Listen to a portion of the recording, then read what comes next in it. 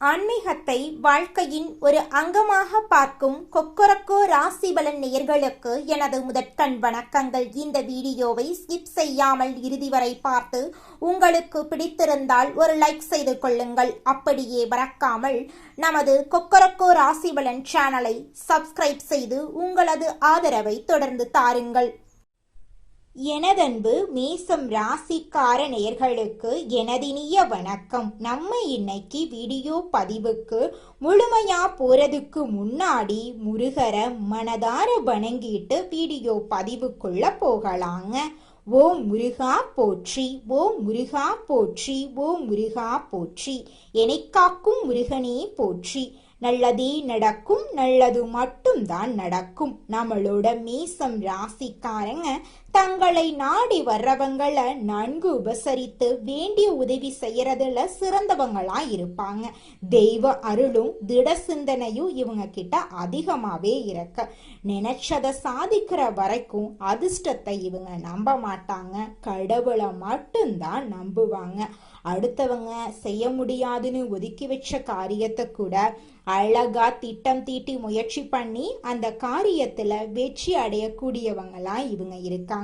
குலதெய்வம் எங்கேயோ இருக்குது, என்னமோ இருக்குது அப்படிலாம் நீங்க நினைக்க வேண்டாங்க.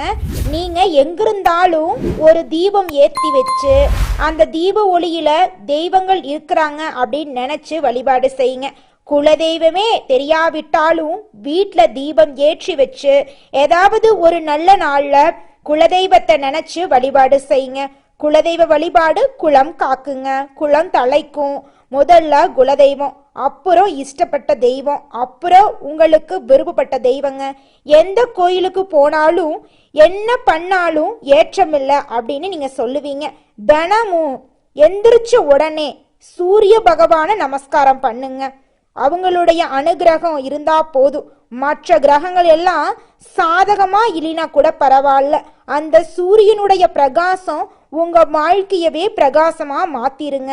அந்த வெளிச்சம் உங்களை வந்து சேருங்க. உங்க வாழ்க்கையில் இருக்கக்கூடிய கண்ணீரெல்லாம் கரைஞ்சு போயிருங்க.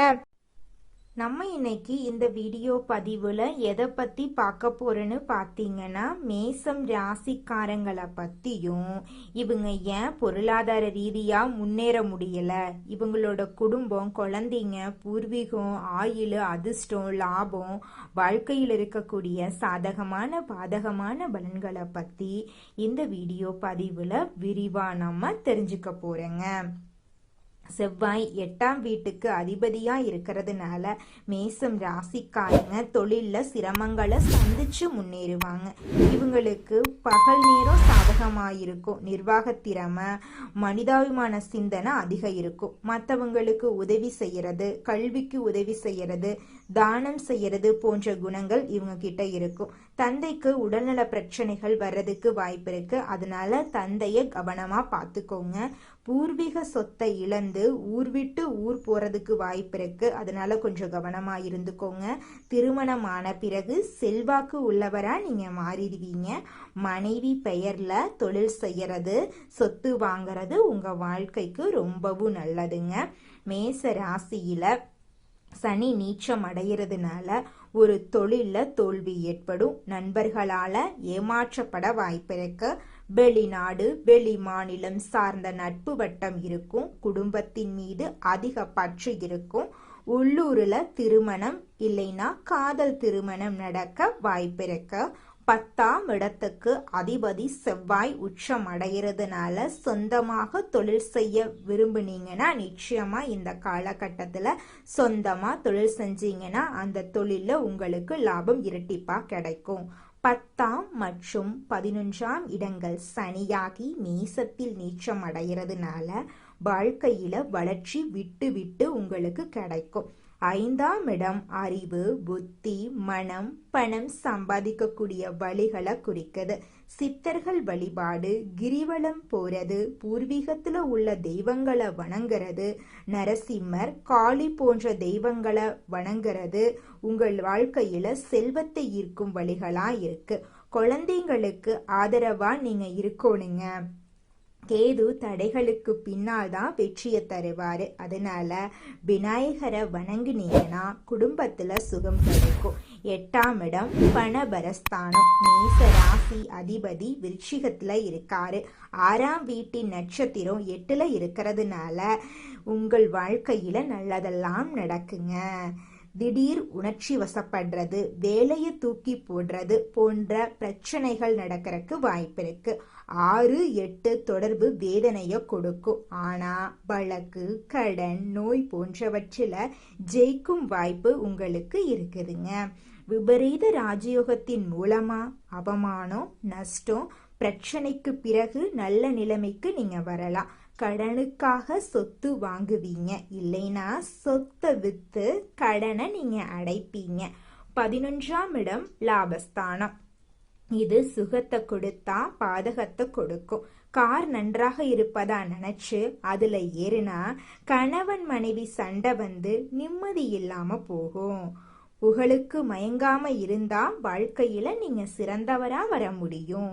மேசம் ராசிக்காரங்க செவ்வாய்க்கிழமைகள்ல முருகன் கோயிலுக்கு போயிட்டு வர்றது உங்க வாழ்க்கைக்கு ரொம்பவும் நல்லதுங்க. இந்த உலகத்துல யாருங்க கோடீஸ்வரன்?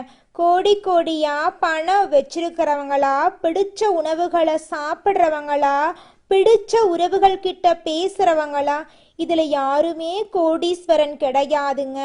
யார் ஒருத்தவங்க நோய் நொடி இல்லாம, மனக்கவலை இல்லாம நிம்மதியா தூங்குறாங்களோ அவங்க தாங்க இந்த உலகத்திலேயே சிறந்த கோடீஸ்வரன். அப்பேற்பட்ட கோடீஸ்வரன் ஆகக்கூடிய யோகம் உங்களுக்கு இந்த மாதம் அமைஞ்சிருக்குதுங்க. உங்க வாழ்க்கையில இனி வரக்கூடிய காலங்கள்ல கவலை, கண்ணீர் அப்படிங்கிற பேச்சுக்கெல்லாம் துளி கூட இடம் கிடையாதுங்க.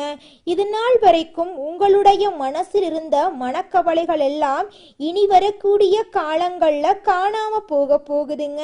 நீங்க சந்தோஷமான ஆரோக்கியமான வாழ்க்கைய இனி வரக்கூடிய காலங்கள்ல வாழ போறீங்க. உங்க வாழ்க்கையில சந்தோஷம் நிலைச்சிருக்க போகுதுங்க. அடுத்ததாக நம்முடைய மேசம் ராசியில் இருக்கக்கூடிய ஒவ்வொரு நட்சத்திரக்காரர்களுக்கும் இந்த மாதம் எப்படி இருக்குன்னு பார்க்கலாங்க. நம்முடைய மேசம் ராசியில் இருக்கக்கூடிய முதல் நட்சத்திரம் அஸ்வினி. உங்களுக்கு இந்த மாதம் எப்படி இருக்குன்னு பார்க்கலாங்க. இந்த மாதம் உத்தியோகத்துல இருக்கிறவங்களுக்கு வீண் அலைச்சலும் டென்ஷனும் ஏற்பட்டு நீங்குங்க. வீண் வாக்குவாதங்களை தவிர்ப்பது நல்லதுங்க. கணவன் மனைவிக்கு இடையே தேவையில்லாத ஒரு விஷயத்தால கருத்து வேறுபாடுகள் உண்டாகலாங்க. கொஞ்சம் பார்த்து கவனமா இருந்துக்கோங்க. கவனமா இருக்கிறது உங்களுக்கும் நல்லது, உங்களை சுத்தி இருக்கிறவங்களுக்கும் நல்லதுங்க. பிள்ளைகளால திடீர் செலவுகள் உருவாகலாம். அதை கண்டெல்லாம் நீங்க துளி கூட பயப்பட வேண்டாங்க.